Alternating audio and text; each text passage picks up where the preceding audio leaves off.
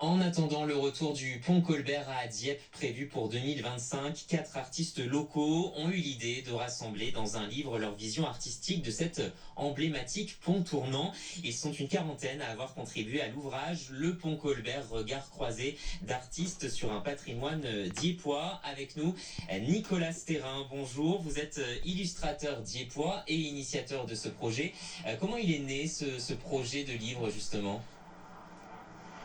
Il est né juste après la mise en travaux du pont Colbert. Et comme moi je suis illustrateur et je dessine une bande dessinée qui s'appelle Paulette, et le pont fait partie de mes personnages, de mes bandes dessinées.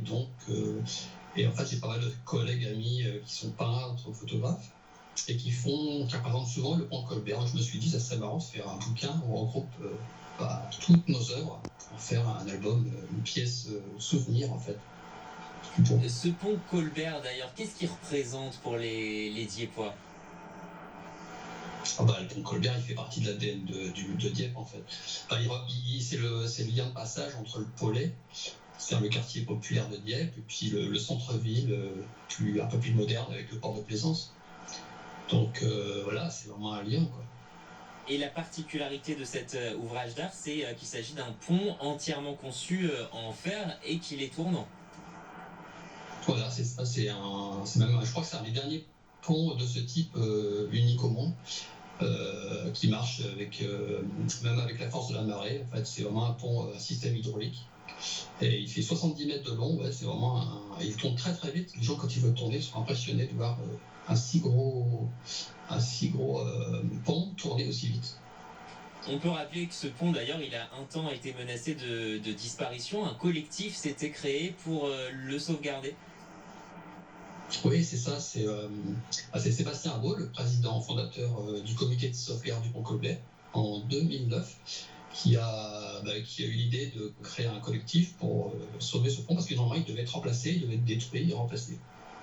Alors là, il va être restauré et remis à l'identique. Et il a obtenu aussi le titre des monuments historiques, c'est ça ? Ouais, il a été classé en 2020. Voilà, monument historique. C'est assez récent, effectivement. Ce pont, finalement, il fait le lien entre ce qu'on pourrait désigner comme le Dieppe touristique et le Dieppe authentique. C'est vraiment un symbole. Oui, c'est exactement ça. D'ailleurs, beaucoup de touristes, quand on leur parle du Pollet, du pont Colbert, souvent ils vont pas jusque là, c'est dommage. Donc on les incite à aller voir ce quartier qui est vraiment populaire. C'est un lien entre le vieux Dieppe et le nouveau Dieppe. Alors revenons sur votre livre. Quelles expressions artistiques, si on peut dire, sont représentées à l'intérieur ? Dedans, vous avez vraiment toutes les facettes de l'art dieppois. Donc il y a beaucoup de photos. Des photos de Pierre Le Gall, par exemple, qui est assez connu en tant que photographe. Il y a Sylvain Georges, Yann Petka, je ne vais pas tous les citer, il y en a beaucoup. Il y a de la peinture, comme Béatrice Dagan. Et puis il y a des illustrations, des dessins. On peut d'ailleurs s'arrêter sur les photos de Pierre Le Gall. On les voit à l'image pendant qu'on se parle. Ces photos, je crois qu'elles vous tiennent particulièrement à cœur. Oui, en fait, Pierre Le Gall à Dieppe, c'est un monument, c'est pareil, c'est quelqu'un qui a beaucoup pris de photos dans les années 70-80, donc il a vraiment laissé une trace de la vie de Dieppe, du port de Dieppe, comment c'était avant. Et il a un œil, Douaneau disait que c'était l'homme invisible. En fait, il arrive à se faufiler, à prendre des photos super drôles, et en même temps touchantes, et en même temps, c'est vraiment la vie de Dieppe d'avant, quoi. Donc, alors finalement, ce pont Colbert, il a permis de faire le lien entre plusieurs artistes qui sont attachés à la cité dieppoise, on peut dire ça comme ça ? Oui, c'est exactement ça. C'est le livre, c'est comme le pont, en fait, ça fait un lien entre des artistes. Parfois, on a découvert même des artistes avec qui on était voisins et qu'on ne se connaissait pas. Et grâce à ce bouquin, on a fait connaissance. On a fait une dédicace la semaine dernière, d'ailleurs, on a pu se rassembler et puis faire connaissance. Et ça crée vraiment des liens, c'est même des liens d'amitié parfois.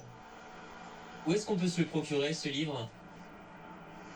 Alors, il n'y en a plus beaucoup, parce qu'il a eu beaucoup de succès, en fait. C'est un tirage de un peu plus de 1000 exemplaires. Mais on en trouve encore un petit peu, on va en trouver à la Maison de la Presse de Dieppe. Il y en aura bientôt à l'Office de tourisme de Dieppe aussi. Et puis si vous contactez directement soit moi, soit le comité de sauvegarde, je pense que vous pourrez encore en avoir un petit peu. Est-ce qu'un deuxième tirage est à l'ordre du jour? Alors pour l'instant, c'est pas à l'heure du jour, mais en fait, ça va dépendre de l'engouement. Si vraiment on a de la demande, bon, on fera peut-être. On va voir. Pour l'instant, c'est un collecteur parce qu'il n'y en a pas beaucoup. Et puis on verra selon l'engouement des publics. Vous attendez, j'imagine, avec impatience le retour du pont en 2025?